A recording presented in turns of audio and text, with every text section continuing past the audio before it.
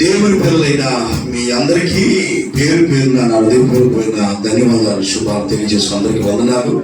అలాగే ఈ లైవ్ లో దేవుని మాటలు వింటున్న నా ప్రియమైన దేవుని బిడ్డలందరికీ ప్రభు యేసుక్రీస్తు నామములో నా ప్రత్యేకమైన శుభాలు వందనాలు తెలియజేసుకుంటూ, గడిచిన వారంలో మనం ఒక ప్రసంగ అంశాన్ని మనం ప్రారంభించుకున్నాం.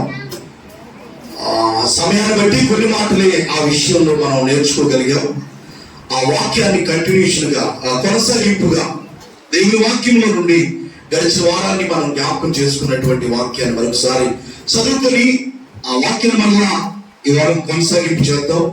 78వ కీర్తన గ్రంథం 78వ కీర్తన రాయబడిన వాక్యాన్ని మనం ధ్యానం చేసుకున్నాం. మరొకసారి మూల వాక్యంగా ఆ కీర్తన గ్రంథంలో రాయబడిన ఆ వాక్యాన్ని మనం చదువుకున్నాం. 78వ కీర్తన 25వ వచనంలో రాయబడిన ఒక చిన్న మాట, దేవదూతల ఆహారం నరులు భుజించి భోజన పదార్థములను ఆయన వారికి సమృద్ధిగా పంపెను. చాలు, దేవుని స్తోత్రం. గడిచిన వారంలో మనం ఈ వాక్యాన్ని చదువుకొని కొన్ని మాటలు ధ్యానం చేసాం.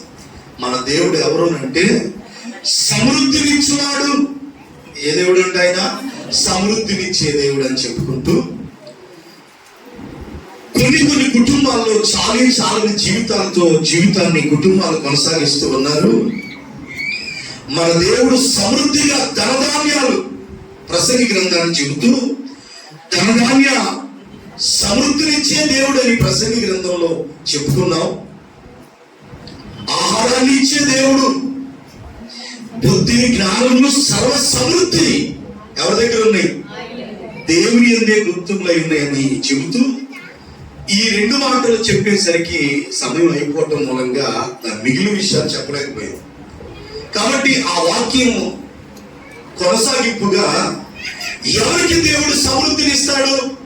దేవుడు సమృద్ధిని ఇచ్చేవాడే. ఎలా ఉన్నా దేవుడు సమృద్ధినిస్తాడా అనుకోవటం మన అవివేకం. ఎలా ఉంటే దేవుడు మనకి సమృద్ధినిస్తాడో ఈ వారం నేను చెప్పి ముగిస్తా. హల్లెలూయా. ఎంతమందికి సమృద్ధి కావాలి? దేవునికి స్తోత్రం చెప్పండి గట్టిగా. ఎప్పుడు మన కుటుంబాలు ఎలా ఉండాలంటే నిండు కుండలాగా సమృద్ధిగా ఉండాలి, సాధించాలన్నట్టుగా. కరువుతో మనం ఉండకూడదు.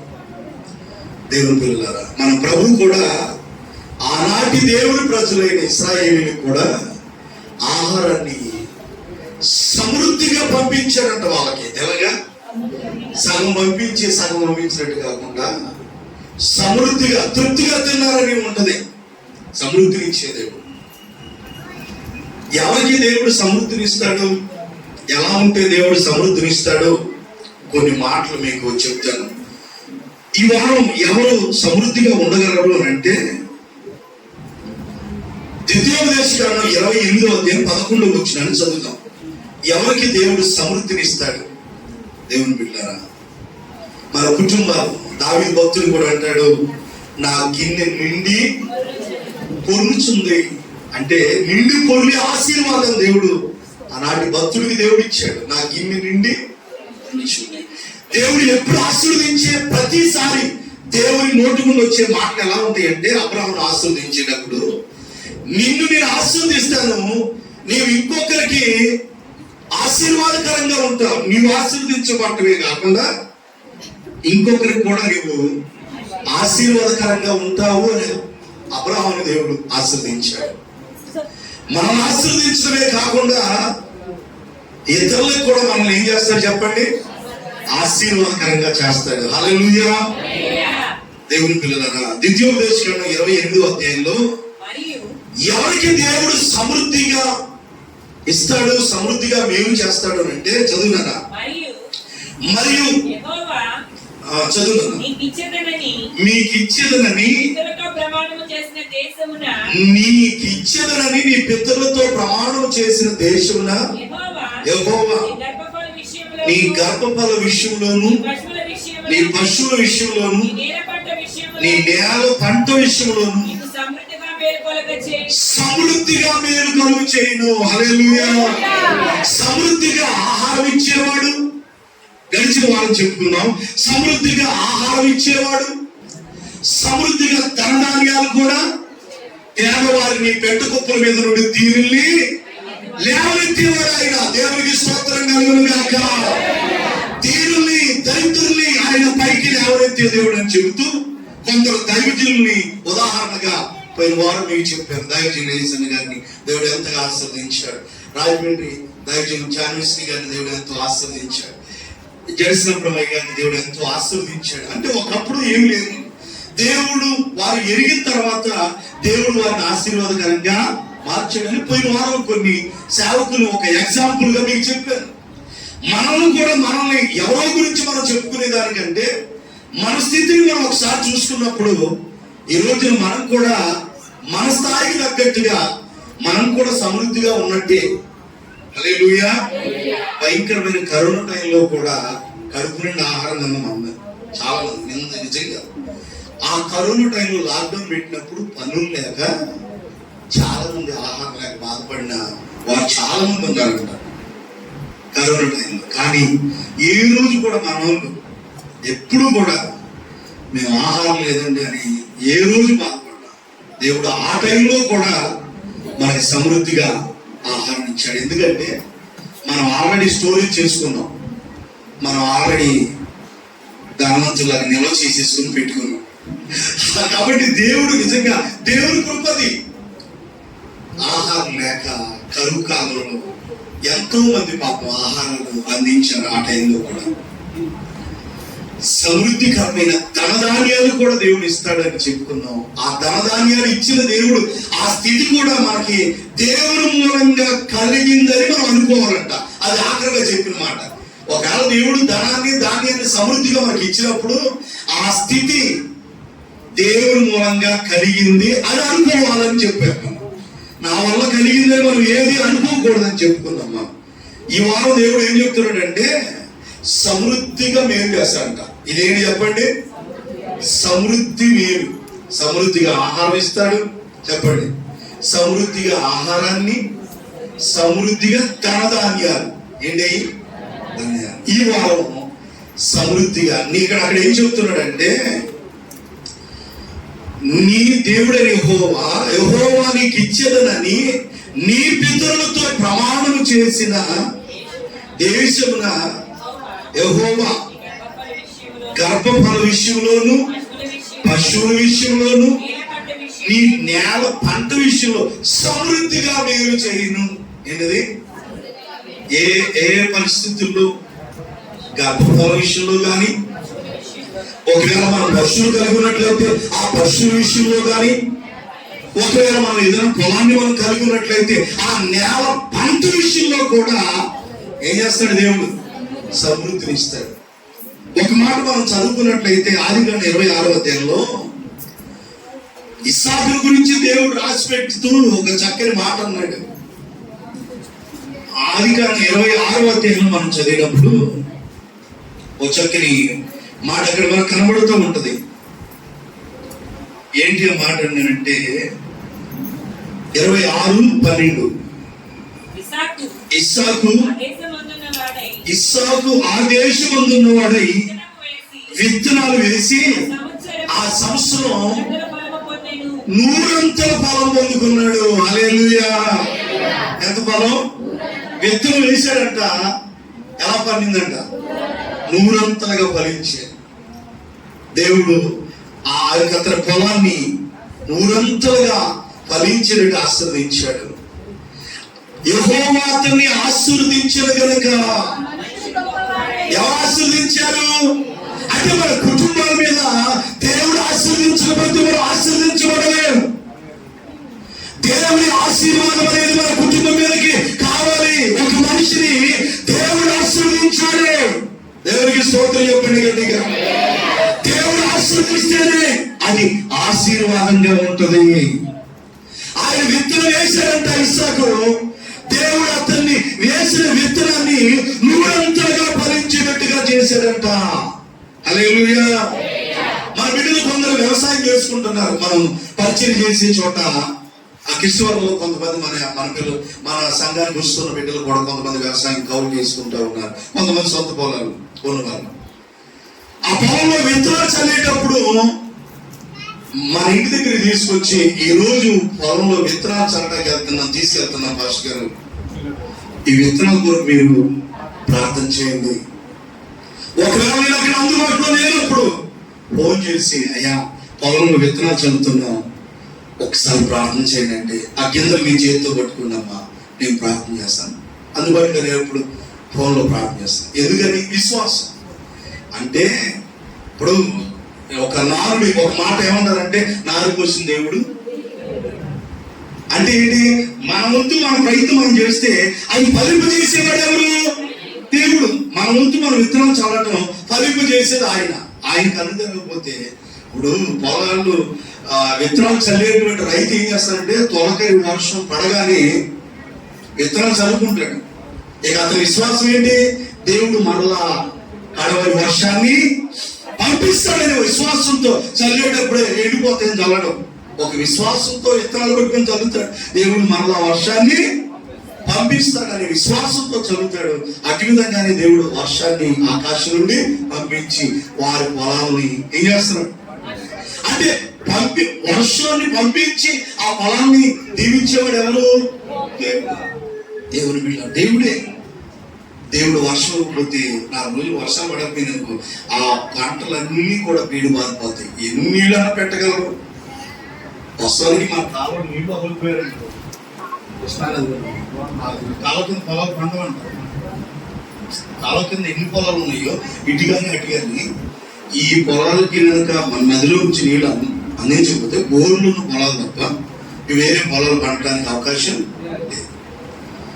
ఈ కాలంలో నీళ్లు పక్కన పెడితే అందులో ఈ నీళ్లు ఉన్నప్పుడు కూడా దేవుడిచ్చే వర్షం కూడా కావాలి, అది కూడా దేవుడు ఇచ్చేవాడు. హల్లెలూయా. కాబట్టి నీ నేల పంట విషయంలో కానీ, గర్భఫల విషయంలో కానీ, నీ పశువుల విషయంలో కూడా దేవుడు ఏం చేస్తాడంట? సమృద్ధిగా దేవుడు ఆశీర్వదిస్తాడంట. హల్లెలూయా. ఇప్పుడు ఆ పెద్ద ఆయన దగ్గర ఒక పశువు ఉండేది, ఆ సహోదరుల దగ్గర, ఎనిమిది అనే దగ్గర. అది ఒక్కటే ఆవు కొనుక్కున్నారండి. ఇప్పుడు అది ఎన్నో దూడలు, తన పశువులు దేవుడు ఏం చేశాడు? సుమారు ఇప్పుడు ఆయన మాట్లాడలేదు కానీ చెప్పేవాడు, అక్కడ మీకు తెలియదు కానీ. అది ఆ ఒక్కటే కొనుక్కున్న ఆవుకి ఎన్నో కోడిదోడు పుడితే చాలా వరకు దేవుడు ఆకర్షించాలి. అంటే దేవుడు మన పశువులు కూడా ఏం చేస్తాడు? ఆయన ఆశ్రయిస్తాడు. వాస్తవానికి మన పశువులు లేవు కానీ మనమే దేవుడు మన పశువులు లేవు. కానీ ఒకవేళ పశువులు కనుక ఉంటే ఆనాటి ఇశ్రాయేలు ప్రజలకి గొర్రెలు, మేకల మందలు, పశువులు ఉండేవి. ఆటిని దేవుడు ఆశీర్వదించాడు. దేవునికి స్తోత్రం కలుగును గాక. బైబిల్లో ఎలా ఉంటుందనంటే, ఆది కాండంలో అబ్రహాము వెండి బంగారులు తొడది చదవరమాట. ఆది కాండం 13వ అధ్యాయంలో మనం చదివితే ఎలా ఆశీర్వదించాడు దేవుడు. ఆశీర్వాదం పొలాన్ని దేవుడు దీవిస్తాడు. మనకు పుట్టినటువంటి మన గర్భ ఫలాన్ని దేవుడు సముద్రం ఏం చేస్తాడని దేవుడు చెప్తున్నాడు. అబ్రహాము వెండి బంగారము పశువులు కలిగి, హల్లెలూయా చెప్పండి గట్టిగా. అబ్రహాము వెండి ఈ ఉన్నాయంట, ఇంకా మిగిలినది పశువులు ఏంటి? నావాళ్ళు కూడా 3000 ఒంటెలు, గొర్రెలు కలిగి ఉంటాడు ఆయన. క్షమించండి, ఆ నాబాల్ గారు కూడా ఎన్నో గొర్రెలు, మేకలు కలిగి ఎంతో ఆస్తి కలిగి. యోగు గారికి కూడా ఎన్ని 3000 ఒంటెలు, 500 జతల ఎడ్లు, 500 ఆడగాడులు, ఎన్నో 3000 దగ్గర గొర్రెలు. ఆయన సంస్థ నేను యోగు గ్రంథం తీసుకోవడా అక్కడ మనం చదివినప్పుడు అతను కూడా దేవుడు పశువుల విషయంలో కూడా దేవుడు ఎన్ని మీరు చెప్పగానే తీసి చదివి బ్యాచ్ చేస్తే బాగుంది. మీరేమో మొగోళ్ళగా నాకు చూస్తాడు. దేవుని స్తోత్రం చెప్పండి గట్టిగా. అంటే మీకు వాక్యం అర్థం కావాలి. మన పశువుల్ని, మన మేకలు, మన కలిగిన సమస్తాన్ని కూడా ఆశీర్వదిస్తాడు. అక్కడ ఏముంటుందంటే, ఊజు దేశమందు యోగ ఒక మనుషుడు నిన్న అతడు యథార్థవంతుడు, న్యాయవంతుడు, దేవుని యందు భయభక్తులు కలిగి చెడుతనాన్ని విసర్జించినవాడు. అతనికి 7 కుమారులు, 3 కుమార్తెలు కలిగిరి. హల్లెలూయా. 7 కుమారులు, ఇక ఎంతకంటే ఆశీర్వాదం ఏముంటది? సరే, తర్వాత ఏముంది? అతనికి 7,000 గొర్రెలు, 3,000 ఒంటెలు, 500 జతల ఎడ్లు, 500 ఆడగాడిదలు, బహుమంది పరివారం ఉన్నారంట. చాలా మంది పాలేరులు. ఎవరింట్లో? యోబు గారి ఇంట్లో. అదే ఆయన ఆశీర్వాదం. దేవుడు అతని పశువుల్ని, ఒంటిల్ని, అవన్నిటిని దేవుడు ఏం చేశాడు? ఆశీర్వదించాడు, సమృద్ధిగా మేలు చేశాడు ఆయనకి. సరే, సాతాను ఆ యోబు మీద పంది వేసినప్పుడు దేవునికి అపవాది కలిగినటువంటి ఆ పోటీలో యోబు కలిగినవన్నీ కూడా సాతాను తీసేసుకుంది. చాలా సందర్భాల్లో క్రైస్తవ భక్తులందరికీ మనం ఎరిగిన సత్యమే ఇది.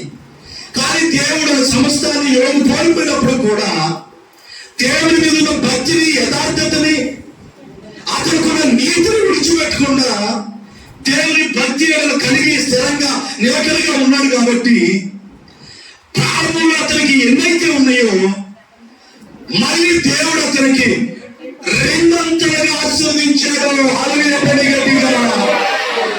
7,000 గొర్రెలుంటే ఎన్నైనా 42వ అధ్యాయం ఆది యోబు గ్రంథంలో 14,000 గొర్రెలైనవి అంట.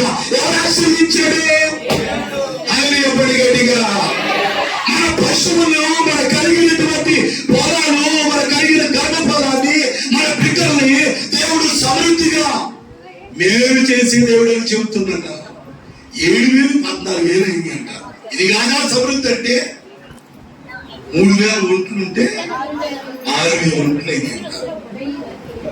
500 చేస్తలేదు. కానీ మన కుటుంబాల్లో ఇంటిల్ని కష్టపడి ఆఖరికి వచ్చేవాడికి డ్వాక్రా కట్టుకోండి అక్కడ ఉండలేదయ్యా. ఇది ఇప్పుడు అందరికి ఇది ఒక ఓతపదం అయిపోయింది. ఏంటమ్మా అంటే డ్వాక్రా కట్టుకోవడం. మరి ఎన్ని ఏమైపోతాయో, ఎక్కడ పెడుతున్నారో నాకేం అర్థం కాదు. అందరూ కష్టపడుతుంటారా? ఏంటో లేవు అనే మాట మరి ఎంత కరువు వచ్చి ఏంటో మరి నాకు అర్థం కాదు. లేనప్పుడు ఇంట్లో దాచుకుని వాడేసి కట్టేసుకోవచ్చు కదా. ఎందుకు తీసుకోవాలా? ఎందుకు డ్వాక్రా డబ్బులు ఏమని ఏడవాలా? ఆ అవసరతను దేవుడు దీవిస్తాడు. అంటే ఇక డ్వాక్రా వరకే సంపాదించుకున్నాను నువ్వు, మరి అంతకుముందు కరువు కాదు. నేను చెప్పేది ఏంటంటే కొంతమంది గృహాల్లో ఎలా ఉంటుందంటే సమృద్ధి లేదు. ఏం లేదు? సమృద్ధి లేదు. ఇప్పుడు అలాంటి సహోదరు ఉందనుకో, ఇప్పుడు ఇంట్లో అదేదో పాఠశాల ఉంది, ఇప్పుడు లైవ్ లో చూస్తున్నారు, మనం కొన్ని మాటలు అనుకోవడం. ఇంట్లో ఎవరు కష్టపడే కుటుంబ యజమాని, పిల్లలు ఎవరు బాధ్యత లేకుండా ఉంటే ఆడ మనిషి ఎంత మాత్రం కష్టపడుతుంది. ఒకవేళ అలాంటి కొరతలు ఉంటే అలాంటి వాడి ఇళ్లలో ఉన్నారు. అందరూ బాధ్యత లేకుండా తిరుగుతూ ఉంటే ఒక ఆడ మనిషి మాత్రం ఎంతవరకు పోషించగలదు? అయినప్పుడు కూడా మనం దేవుని వైపు చూస్తే ఆ కొద్దిదాన్ని కూడా దేవుడు ఏం చేస్తాడంటే ఆశీర్వదిస్తాడు. కరువు కాలంలో ఆ విధవరాలు కొద్దిగా ఉన్నది దేవుడు ఆశీర్వదించాడు. అంటే సమృద్ధిని ఇస్తాడు. కరువులో కూడా దేవుడు ఆ సమృద్ధిని ఇచ్చేవాడు అని చెప్తున్న ఈ 2 వారాలుగా వాక్యం వింటున్న మీ జీవితాల్లో కూడా సమృద్ధికరమైనటువంటి మేలు చేసేవాడని మనం చెప్పుకుంటున్నప్పుడు, సమృద్ధిగా మేలు చేస్తాను, మీ పితరులతో ప్రమాణం చేసినటువంటి ఆ వాగ్దానాన్ని మీకు నెరవేరుస్తారని ఎవరితో చెప్పాడు? ఎవరికి?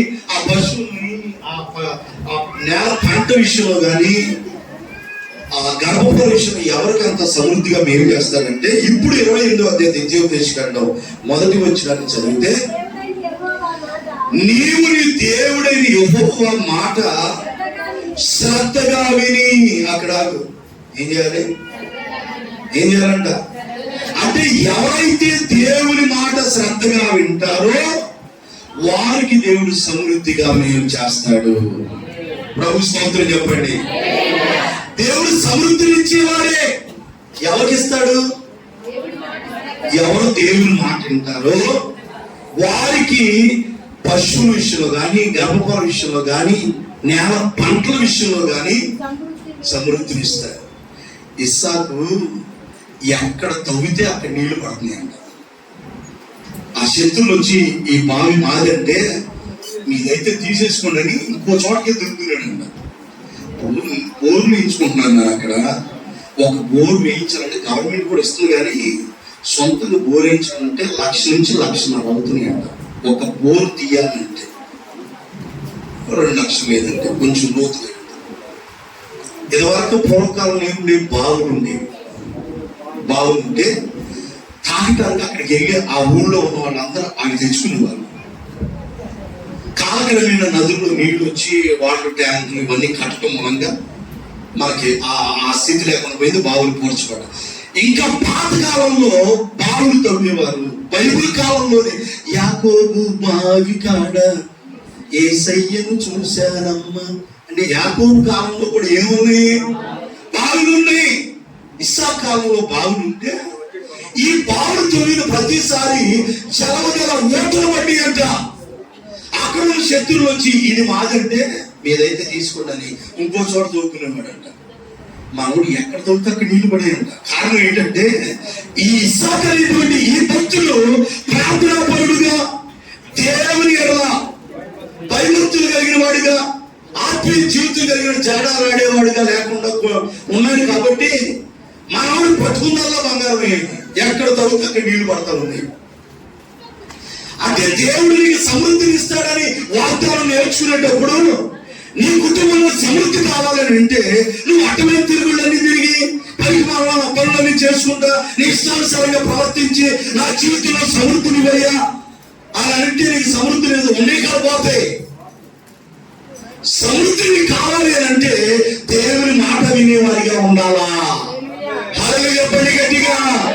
ఆ ఉన్న కొంచెాన్ని కూడా దేవుడు ఆశీర్వదిస్తాడు. నీకు దేవుని ఎందుకు భయం లేకుండా నీ ఇష్టానుసారంగా ప్రవర్తించి దేవునికి అయిష్టమైన పనులు చేస్తా నాకు సమృద్ధిని అయ్యా, ఆ కుటుంబాన్ని ఆశీర్వించే.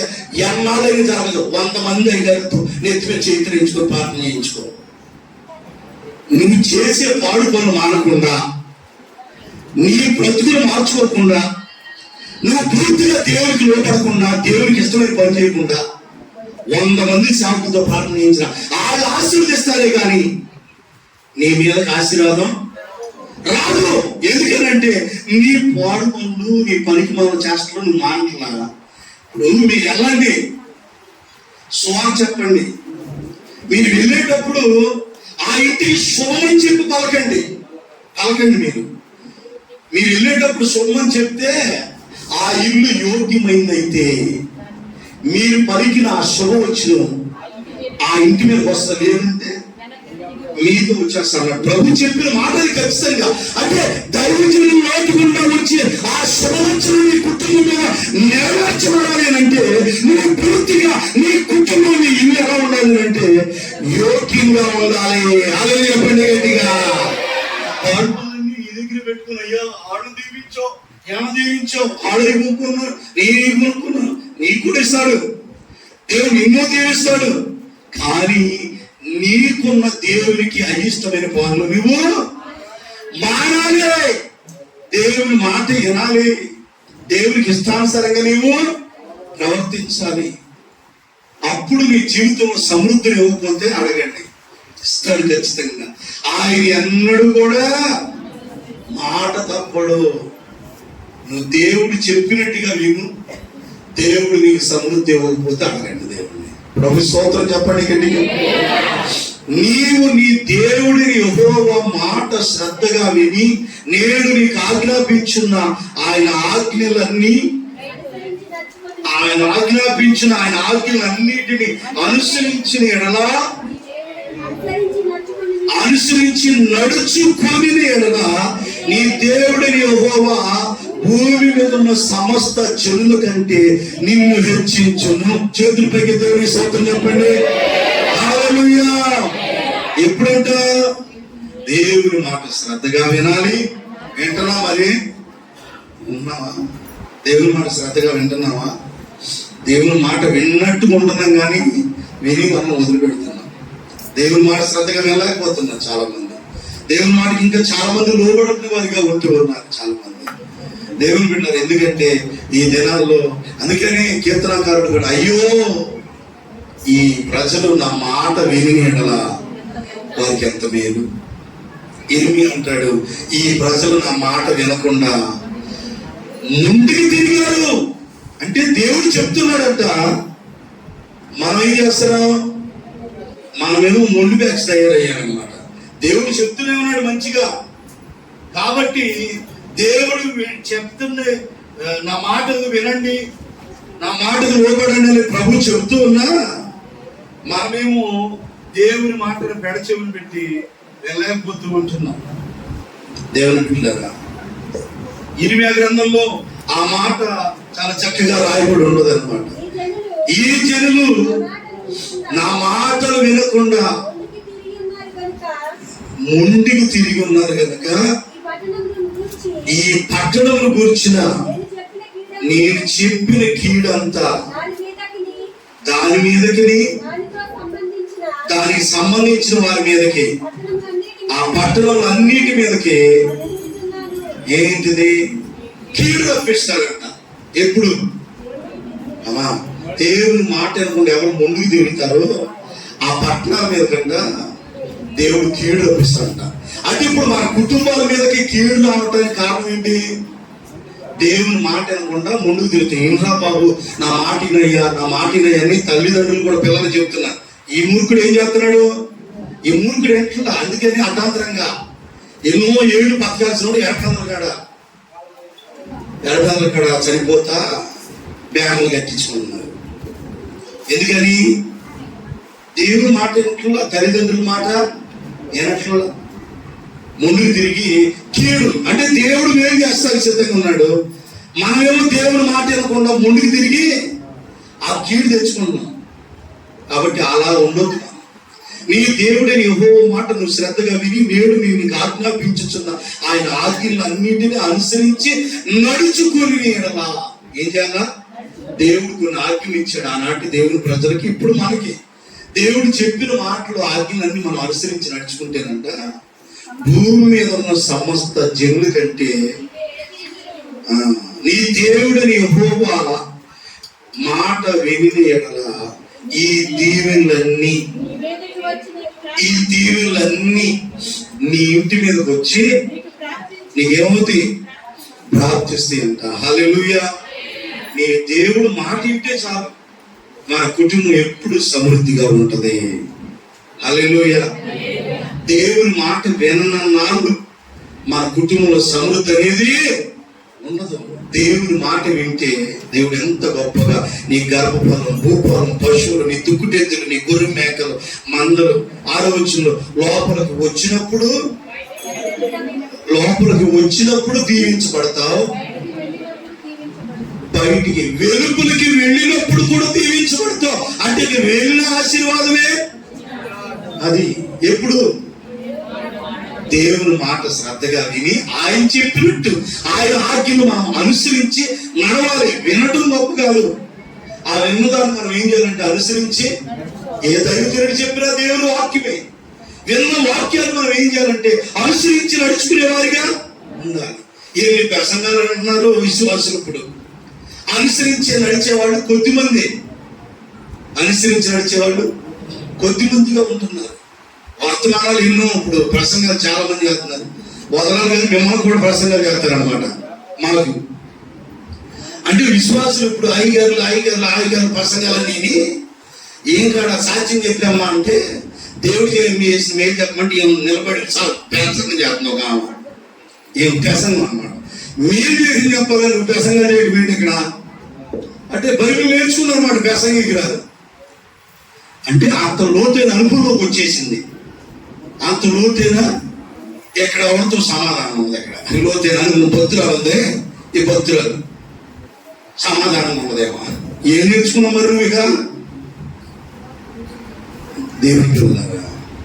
వాక్యాన్ని అనుసరించి నువ్వు నడిస్తే నువ్వు వెలుపుకి వెళ్ళినప్పుడు, బయటికి వెళ్ళినప్పుడు దీవించబడతావు. ఎన్ని వచ్చులో నీ కొట్లలోనూ, నీ కుటుంబంలో, నీ కొట్లలోనూ నువ్వు చేసే ప్రతి ప్రయత్నం అన్నిటిలో నీకు దీవెన కలిగినట్లుగా దేవుడు ఆజ్ఞాపిస్తాడు. హల్లెలూయా. ఎవరు ఆజ్ఞాపిస్తాడు? నా బిడ్డ నేను చెప్పిన మాట ప్రకారం చేస్తుంది. అతడు ఏ ప్రయత్నం చేసినా, నువ్వు చిన్న వ్యాపారం చేసి ఇంకే పని నీ చేతి పనిని దేవుడు దీవిస్తాడు అంతే. ఎందుకంటే నువ్వు దేవుని మాట ప్రకారం నడుచుకుంటున్నావు కనుక నువ్వు ఏ ప్రయత్నం చేసినా దేవుడు ఆజ్ఞాపిస్తాడంట, అయ్యా నేను ఈ పలానా వ్యాపారం చేయబోతున్నా, లేదంటే ఇంకో ప్రయత్నం ఏదో చేయబోతున్నా, దాన్ని కూడా దేవుడు ఏం చేస్తాడంటే ఆశీర్వదిస్తాడు. దేవుని బిడ్డలారా, దైవజనుడు రమేష్ అయ్య గారు అప్పుడు మనం రమేష్ అయ్య గారిని పిలిచినప్పుడు క్రిస్టియన్ పేటలో మనం మీటింగ్ పెట్టినప్పుడు దైవజనుడు రమేష్ అయ్య గారు వచ్చారు. ఆ అయ్య గారితో పాటు ఆ మినిస్ట్రీకి వెళ్ళినప్పుడు ఆ సహవాసం ఉన్న వాళ్ళందరూ ఆ చుట్టుపక్కల సేవకులు వస్తున్నారంటే ఆ మీటింగ్కి వచ్చేస్తారనమాట. ఆ అయ్య గారి మినిస్ట్రీకి వెళ్ళేవాళ్ళు ఆ ఆత్మీయ తండ్రి తమ చోటుకు వస్తున్నారని అక్కడికి వచ్చారు. మన మీటింగ్ పెట్టినప్పుడు కూడా ఆ సంఘానికి వెళ్ళే ఒక విశ్వాసి అయ్య గారితో పాటు వచ్చారు. నేను చూశాను అనమాట. మన విజయవాడ చాలపేరు బంగ్లా దగ్గర ఫర్నిచర్ కొంటాకి ఎవరికో మంచం బీరువా కొనిపెట్టడానికి వెళ్తే ఒకరోజు రమేష్ గారితో పాటు వచ్చిన ఆయన ఆ షాపులో ఉన్నాడు. అయ్యా మీరు పలానా సంవత్సరంలో రమేష్ గారితో పాటు వచ్చి నేనే వచ్చింది. ఫర్నిచర్ షాప్ ఉంది ఆయన అయ్యగారు అక్కడ. నేను వెళ్ళినప్పుడు ఒక షాపు మొన్న ఎవరికో నేను ఎప్పుడు 2 సంవత్సరాల కిందట మొన్న వెళ్ళినప్పుడు 1-4 షాపులు అయింది. పెద్ద సాగరపంలో ఎదురంగే ఉంది పెద్ద షాపు. దేవుడు ఆ విశ్వాసి నమ్మకంగా ఉంటుండగా ఆయన గొప్పగా దేవుడు ఆస్వాదించాడు. మనం ఏ ప్రయత్నం చేసినా మనం దేవుడు చెప్పిన ఆ సేవకుని అడ్డుపెట్టుకుని ఉంటారన్నమాట. మీరు వెళ్ళి చూడండి, అక్కడ ఎంత పెద్ద షాప్ అంటే అది అక్కడ దొరకందంటూ లేదు. 4 ఏరియాలు ఒకటికి ఎవరు ఆశీర్వదించారు? ఎందుకంటే మనం దేవుడు చెప్పినట్టు చేసి మనం చిన్న వ్యాపారం చేసిన దాన్ని దేవుడు ఏం చేస్తాడంటే ఆ ప్రయత్నాన్ని దేవుడు ఆశీర్వదిస్తాడు. ఇంకా మనం చూస్తున్నప్పుడు అక్కడ మన కొట్లలో మనం చేసే ప్రయత్నంలో దేవుని కలిగినట్టుగా దేవుడు ఆశీర్వదించడమే కాకుండా 12వ వచనంలో 3వ లైన్లో నీవు అనేక జనములకు అప్పించేదవే కానీ హల్లెలూయా ఏం చేస్తామంట? అప్పు ఇచ్చేవారిగా మనం చేస్తామంట కానీ అప్పు చేసేవారిగా చేయడం అనమాట. కొంతమంది చేసుకుంటా వెళ్ళిపోతుంటారు అనమాట. ఏంటి కొత్త అప్పులు అదనమాట. అంటే కొన్ని అవసరాలకు చేస్తే పర్లేదు కానీ ఇక బతుకంతే అప్పుల మీద బతకాలనుకుంటే కష్టమేనమ్మా. ఏదైనా అవసరం కొట్టి చేసుకోవాలి, తీర్చుకోవాలి, కానీ ఇక అచ్చంగా అప్పుల మీద బతకాలంటే దేవుని ఎరిగి కూడా ఇంకా నువ్వు అప్పుల్లోనే ఉంటున్నావు అని అంటే అది ఇది అప్పు ఇచ్చేవారిగా నేను చేస్తాను కానీ ఇచ్చుకునేవారిగా చేయనంటే దేవుడు వాగ్దానం చేస్తే నమ్మదగిన దేవుడు ఆయన. హల్లెలూయా. దేవుడు ఆశీర్వదిస్తాడంటే ఇవ్వటమే తప్ప తీసుకోవటం ఉండదు. దేవుడు పిల్లలు అబ్బాయికి ఆపరేషన్ జరిగినప్పుడు అమ్మ చెప్పరా యథార్థం చెప్పు. అబ్బాయికి ఆపరేషన్ జరిగినప్పుడు నీకు అప్పు చేసా చేయలేదా? అప్పు తీరిపోలేదా? తీరిపోలేదా? ఇచ్చేటట్టు చేసినా చేయలేదా? చాలు. హల్లెలూయా. ఆ పెద్దానికి ఆపరేషన్ చేసినప్పుడు 8 సంవత్సరాలు, ఇప్పుడు ఎంతో ఆనందం. 8 ఏళ్ల కిందట ఆపరేషన్ జరిగేటప్పుడు ఆపరేషన్కి డబ్బులు ఖర్చు పెట్టుకున్నారు. మళ్ళీ ఆ డబ్బుల్లోనే మీటింగ్స్ పెట్టారు. దేవుడు చక్కగా నమ్మకంగా ఉంటున్నారు, చక్కగా ప్రార్థన చేసుకుంటారు, భక్తినాడు కాపాడుకుంటున్నారు. ఆమె చెప్పింది నాతో అడగగా, నేను అమ్మ నేను అందరూ సంపాదించిన నేను అడగల, సాక్షి చెప్పి అందరూ అన్నా చెప్పి దేవుడు నన్ను దీవించగా పర్లేదు ఏదో కొద్దిగా గొప్ప సాలిగా సాక్ష్యం దేవుని స్తోత్రం చెప్పండి గట్టిగా. అంటే ఆపరేషన్ చేసాడు, అప్పు తీర్చుకుందా లేదా? ఇద్దరు కష్టపడ్డారు, బిడ్డ కష్టపడుతుంది. దేవుడు ఆ రకాల కష్టాలు చేస్తాన్ని మరి కొత్త అప్పుడు ఏం చేయలేదమ్మా. ఇంకెందుకు చేద్దాం? మనం దేవుడు చెప్పినట్టు చేస్తే ఇక ఇవ్వటమే తప్ప ఉండదు. నేను నమ్మండి దేవుని మాట, నా మాట కాదు ఇది. వాక్యం వింటున్న దేవుని పిల్లలారా, బహుశా అప్పుల్లో ఉంటున్నారేమో.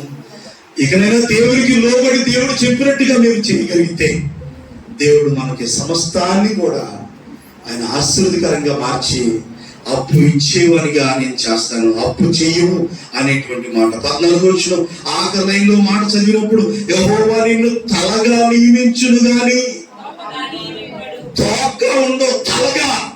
హల్లెలూయా.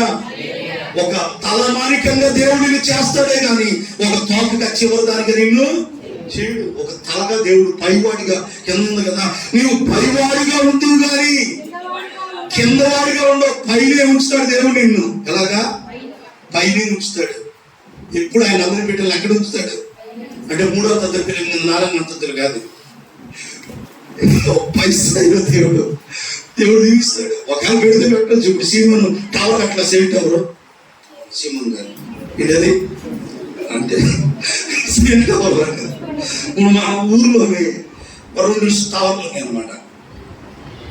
అందులో ఒక టవర్ దేవుడు ఆయన ఏం చేశాడు, పైగా ఉంచాడు కానీ బయటికి ఎక్కలేకపోతున్నాడు. పాప లిఫ్ట్ పెట్టించుకోవడం అంటే దేవుడు మనం ఏం చేస్తాడంటే పైవారిగా ఉంచుతాడు. దేవుడికి స్తోత్రం కలుగును గాక. ఇవి దేవుడు చెప్పిన ఈ వచనాల్లో ఆయన సమృద్ధిగా నీకు మేలు చేస్తాడనే మాట అక్కడే ఉంది. ఆ లైన్లో నేను చదివించుకుంటూ వస్తున్నా. అక్కడక్కడ ఒక్కొక్క మాట సమృద్ధిగా మేలు చేస్తాడనే మాట 11లో చదివాం. కాబట్టి ఎవరైతే దేవుని మాట వింటారో వారికి ఎప్పుడు కూడా సమృద్ధి ఉంటది. ఒక్క మాట చదివి ముందుకు వెళ్దాం. ఇంకా 2 మాటలు చెప్పి ముగిస్తే ఇంక టైం అవ్వలేదే. చేతులు పైకి దేవుని స్తోత్రం పైన ఎక్కడ మాట చదువుతాను అంటే ఆ కింద మాట 15వ వచనం చదవండి. 15వ వచనం. నేను మీరందరూ చూడాలి, చదువుకున్న వాళ్ళందరూ. నేడు నీకు ఆజ్ఞాపించు ఆయన సమస్తమైన ఆజ్ఞలను కట్టడలను నీవు అనుసరించి నడుచుకోనని ఎడల నడుచుకుంటేనేమో దేవుని మాట విని దేవుడు చెప్పినట్టు ఆయన ఆజ్ఞల ప్రకారం నడుచుకుంటే తలగా ఉంచుతాడు, తోకగా ఉంచడం, పైవారిగా ఉంటాం, కిందవారిగా ఉండడం, సమృద్ధిగా మేలు చేస్తాడు. ఆహారాన్ని, గర్భఫలం, భూఫలాన్ని, పట్లలో ఏ ప్రయత్నం చేసిన ఆశీర్వాదం, వెలుపురికి వెళ్ళేటప్పుడు దీవెన, బయటికి వెళ్ళేటప్పుడు దీవెన, అన్ని విధాలు దేవుడు దీవిస్తాడు. ఎప్పుడైతే ఆయన ఆజ్ఞాపించినట్టుగా మనం నడుచుకొనవలెనని, ఆయన మాట నడుచుకొనవలెనని నీ దేవుడు యెహోవా సెలవిచ్చిన మాట వినని ఎడల ఈ శాపాలన్నీ, ఈ శాపాలు చేపలు కదమ్మా, శాప తిని ఏంటి అంటే శాపనార్థాలు. ఈ శాపాలన్నీ నీకు ఎవరికి అనండి, ఎవరైతే దేవుని మాట వినరో వాళ్ళకంటే ఈ శాపాలన్నీ ఆ ఇంటికి సంభవిస్తాయి. ఎలాంటి అంటే 22వ వచనం తల్లి, యెహోవా క్షయరోగము చేత, జ్వరం చేత, మంట చేత, మహాతాపం చేత, ఖడ్గము చేతను, కంచె కాటుకు చేతను, బూజు చేతను నిన్ను కొట్టును. హల్లెలూయా. నీవు నశించే వరకు ఇవన్నీ నిన్ను తరుతాయంట. హల్లెలూయా.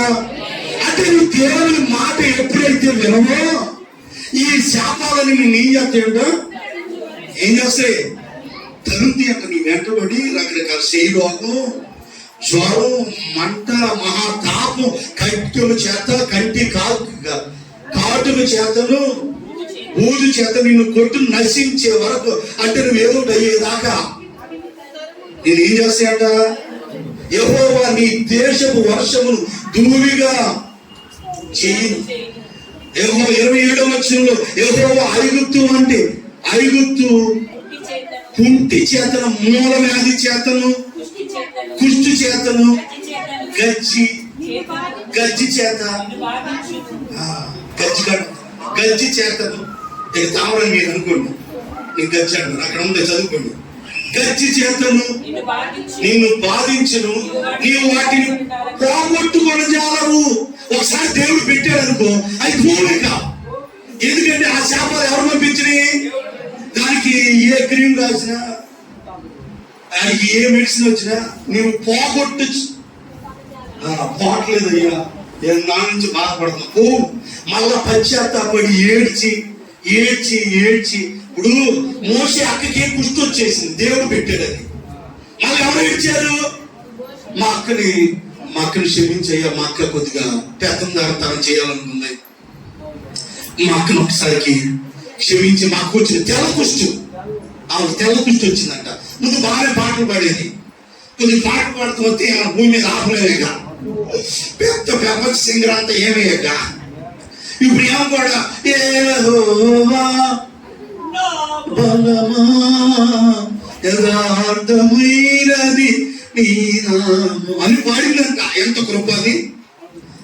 అంటే ఎర్ర సముద్రాన్ని పాడి చేసినప్పుడు దేవుని పాడి స్తుతించింది. ఆ కృప ఇచ్చాడు కదా సారుగా.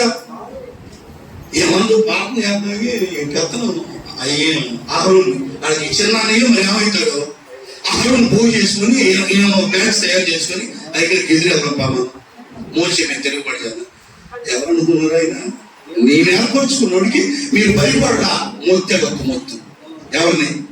మిరియాముని ఒక్క మొత్తుతే తెల్ల కుష్టి వస్తే ఇంకా బాగా అయ్యను ప్రార్థన చేశాను, మా అక్కని క్షమించయ్యా అంటే మళ్ళీ సేవకుడు పశ్చాత్తాపడి ప్రార్థన చేసినా నా కుష్టి పోవాలా.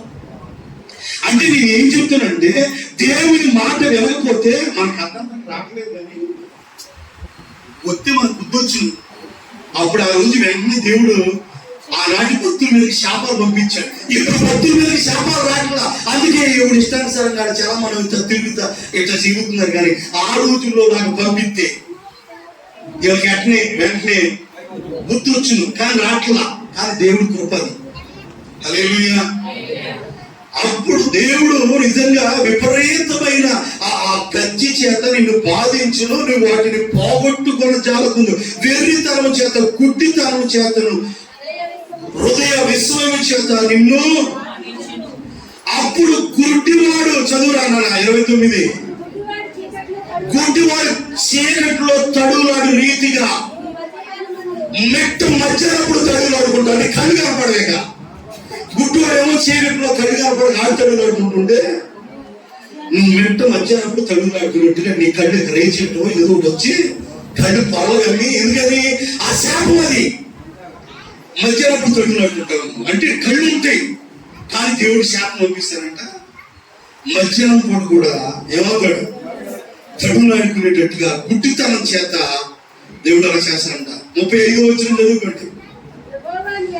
అంటే ఆ తీరులు ఎన్నున్నాయో శాపాలు కూడా డబల్ ఉన్నాయి, డబల్.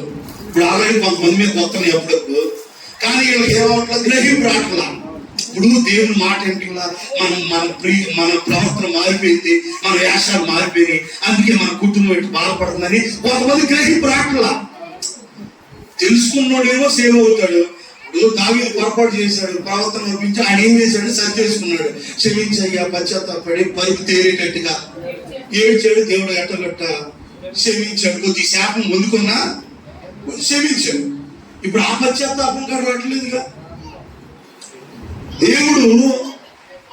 దేవుడు మాట ఇంకా అన్ని దేవుడు సమృద్ధి ఉంటుంది. ఎప్పుడు వినకపోతే ఇప్పుడు రావట్లేదు అనుకోమాకండి, రేపైనా దేవుని రాకడలోనైనా ఆ శిక్ష తప్పకుండా వస్తుంది. అక్కడ ఉంటది, యెహోవా నీ అరికాలు మొదలుకొని చదువుకున్నా. ఎక్కడ దాకా? అరికాలు మొదలుకొని నడినెత్తి వరకు మోకాళ్ళ మీద తొడలు ఏంటి? ఏ పుండయి? కుదరని చెడు పుండ్లు పుట్టించి. అబ్బా, ఏంటయ్యి? దేవుడు కుదరని చెడు పుండ్లు పంపిస్తాడంట. ఎక్కడ? అరికాలు మొదలుకొని ఇక పుండ్లు వచ్చిందనుకో, ఇక పుండ్లు తక్కువ. ఏ పసరం రాసుకోండి. ఎవరు పెట్టింది ఆ పుండు? ఇజికియాకి ఎవరు పెట్టారు ఆ పుండు? పుండు వచ్చిందండి ఆయనకి. ఆ పుండు అప్పుడు ఆ రాజు కన్నీళ్లు గచ్చి నన్ను క్షమించుకుని అడిగితే అంజూరపు ఆకు పొడవకు తీసుకెళ్ళి ఆ గాయంలో పెట్టమన్నాడంట. స్వస్థ వచ్చింది. అంటే ఆ పుండు ఎవరు పెట్టింది? దేవుడు పెట్టింది. దేవుడు పెట్టాడు కొన్ని పుళ్ళు మానం. ఆల్రెడీ నీ కుటుంబాల మీదకి శాపం వస్తుంది, నీకు తెలియట్లేదు. ఎందుకంటే నువ్వు చేసిన పాడు పనులు అవి నువ్వు బాగానే తిరుగుతున్నావు. అవి నీ పిల్లల మీదకి, నీ కుటుంబాల మీదకి వచ్చి బాధపడుతున్నావు. అది నీకు తెలియట్లేదు. తెలుసుకో సహోదరుడా, ఒకప్పుడు సమృద్ధిగా ఉండేదానివి, ఎందుకట్లా అయిపోతున్నావు? దేవుడు మాట వింటలేదేమో. దేవుని మాట వెనకే నీ కుటుంబంలో ఆ సమృద్ధిని పోగొట్టుకొని నయోమి అంటది, నేను సమృద్ధి గలదాన్ని వెళ్ళాను, ఏమీ లేని దానికి ఎక్కడికి వచ్చా. నయోమి వచ్చింది, నయోమని పిలవద్దు, నేను మారాలని పిలవండి, నేను అక్కడ సమృద్ధిగా వెళ్ళాను. అన్నీ పోగొట్టుకొని ఏమీ లేని రిక్తురాలుగా వచ్చి నన్ను మారా చేదని పిలవండి. మధురంగా ఉండే నా జీవితం చేదుగా మారిపోయింది. భర్తని పిల్లలు తీసుకుని వెళ్ళేటప్పుడు అక్కడికి వెళ్ళి భర్త చనిపోయాడు, పిల్లలు చనిపోయి ఏమీ లేని మూడు పడిపోయింది అనుకో వచ్చాను నేను ఇక్కడికి. నా ఉన్న సమృద్ధిని పోగొట్టుకున్నాను, నేను ఏడ్చిందంట. నన్ను మారాలి పిలితే చాలు. ఒకప్పుడు నీ కుటుంబం సమృద్ధి ఉండేది, ఎందుకు ఇప్పుడు సమృద్ధి లేకుండా శాపాలు, రోగాలు, అప్పులు? ఎందుకు ఇలాగా? ఒకవేళ నువ్వే కారణమేమో తెలుసుకో, పశ్చాత్తాపడు.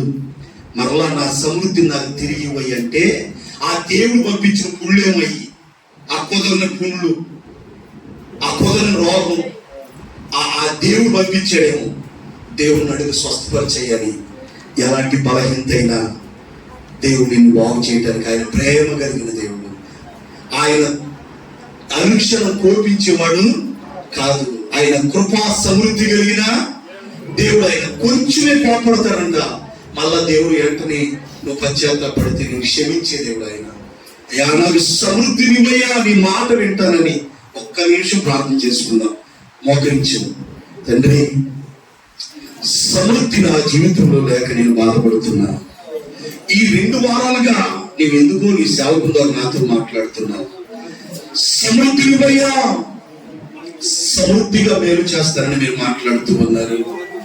అయ్యా నా కుటుంబంలో చాలని జీవితాలు అయ్యా ఒక శాపాన్ని మేము అనుభవిస్తున్నాం తండ్రి. అయ్యా నీకు వందనాలు. నీ మాట వెనక మేము శాపాన్ని అనుభవిస్తున్నాం నాయనా. నీవు నా మాట జాగ్రత్తగా విని ఎడలా నేను నీకు ఆజ్ఞాపించు ఆయన ఆజ్ఞల కట్టడలను అనుసరించి నడిచిన ఎడలా భూమి మీద ఉన్న సమస్త చెరువుల కంటే హెచ్చిస్తానన్నావు. నీ గర్భఫలము, నీ పశువులు, నీ నేల పంట విషయంలో నీకు సమృద్ధిగా మేలు చేసే దేవుడు ఆయన. ఎవరికి ఆయన సమృద్ధి ఇస్తాడు అంటే ఎవరైతే దేవుని మాట శ్రద్ధగా వింటారో, ఎవరైతే దేవుని ఆజ్ఞలు అనుసరించి వారి జీవితంలో నడుచుకుంటారో వారి కుటుంబంలో ఎప్పుడు సమృద్ధి. ఈ రోజు నీ జీవితంలో నీ కుటుంబంలో సమృద్ధి లేకపోవటానికి దానికి కారణం నీవే. దేవుని మాట వినక, దేవుని ఆజ్ఞలు అనుసరించి నడుచుకోక ఉన్న సమృద్ధిని కూడా పోగొట్టుకొని లేనిపోయిన బలహీనతలన్నీ తెచ్చుకొని నువ్వు చేసే పాడు పనుల వల్ల నీ బిడ్డలు బాధపడుతున్నారు. నీ పాపాలు నీ బిడ్డల మీదకి శాపాలుగా వస్తున్నాయి. దావీదు చేసిన పాపం తనకు పుట్టిన కుమారుడి మీద వచ్చి దేవుడు మూర్తాడు. ఆ బిడ్డని, చిన్న బిడ్డని చచ్చిపోయాడు. శాపం వచ్చేసింది ఆ పిల్లోడి మీదకి. నీకు అర్థం కావట్లా శాపం ఎందుకు వస్తుందో. గ్రహించుకో, ఎక్కడైనా తెలుసుకో. అయ్యా ఒకప్పుడు బెత్లెహేములో ఉన్నప్పుడు నయోమి సమృద్ధిగా ఉంది. బెత్లెహేములో ఉంటే సమృద్ధి మోయాబుకి వెళ్ళిపోయింది, సమృద్ధిని కోల్పోయింది. భర్త చనిపోయాడు, 2 కుమారులు చనిపోయారు. సమృద్ధి పోయి ఓడిపారిపోయిన జీవితం ఎక్కడికి వచ్చింది. ఒకప్పుడు జీవం గల దేవుని మందిరానికి వచ్చేటప్పుడు నువ్వు సమృద్ధిగా ఉన్నావు, మందిరాన్ని మానేశావు. రకరకాల దురలవాట్లకు బానిస అయిపోయావు, రకరకాల చెడు తిరుగులకు అలవాటు పడిపోయావు. సమృద్ధిని కోల్పోయి రిక్తురాలు వెళ్ళిపోయావు. దానికి కారణం నువ్వే కావచ్చుగా. ఇప్పటికే మించిపోయింది ఏం లేదు. నన్ను క్షమించిన ఒక్క మాట కన్నీళ్లు గార్చి ప్రార్థన చేయి. సమృద్ధిని తిరిగి దేవుడిస్తాడు. ప్రార్థన. పరిశుద్ధుడా, ప్రేమ కలిగిన తండ్రి, నీకు స్తోత్రం నాయనా. ఈ 2 వారాలుగా మీరు మాట్లాడిన ప్రతి మాటను బట్టి స్తోత్రాలు. ఎవరైతే కుటుంబంలో సమృద్ధి లేక బాధపడుతూ ఉన్నారో నీవు సమృద్ధినిచ్చే దేవుడు అని 2 వారాలు మీరు మాతో మాట్లాడారు. మా కుటుంబంలో సమృద్ధిని పండి నాయన ఎవరు నీ మాట వింటారో, నీ ఆజ్ఞను అనుసరించి నడుచుకుంటారో వారికి సమృద్ధిగా మేలు చేసే దేవుడు అయ్యా. ఇంకా నీ మాట వెనక ముందుకు తిరుగుతూ ఆజ్ఞను అనుసరించి నడచక ఎవరైతే ఉంటున్నారో అయ్యా, నీ మాట విని నీవిచ్చే సమృద్ధికరమైన మేలు మేము అనుభవించే వారిగా ఉందురుగాక. సమృద్ధిని భయ్యా ప్రతి కుటుంబాన్ని లైవ్ లో ఎంతమంది నీ మాటలు విన్నారు, వారు చాలా నీ కుటుంబాలుగా అప్పుల్లో పీడించబడుతున్న వారికి సమృద్ధిని భయ్యా వారి అప్పులు తీర్చబడును గాక యేసునామములో. వారి కుటుంబంలో సమాధానం సమృద్ధిని అనుగ్రహించుదురుగాక. వారి కుటుంబాలు నిండాలుగా వారు చేసే ప్రతి ప్రయత్నాన్ని మీరు దీవించి ఆస్వాదించి సహాయం చేయమని, ప్రతి కుటుంబంలో సమృద్ధిని అనుగ్రహించమని యేసు నామములో అడిగి ప్రార్థిస్తున్నాము తండ్రి. ఆమేన్.